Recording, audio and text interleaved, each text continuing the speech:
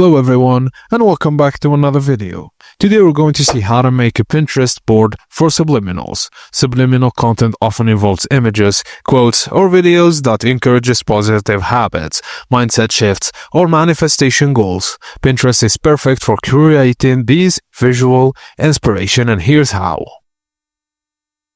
Firstly, start by deciding what your vision board will focus on.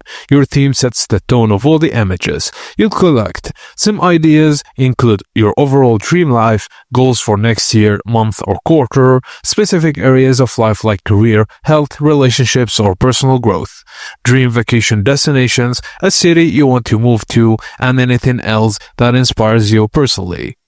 Your board is where all your images will live. Creating one is quick and easy. Go to your Pinterest account and navigate to Saved.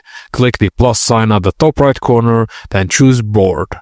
Enter a board name that inspires you. Avoid generic titles like Vision Board. Instead, try something specific and empowering.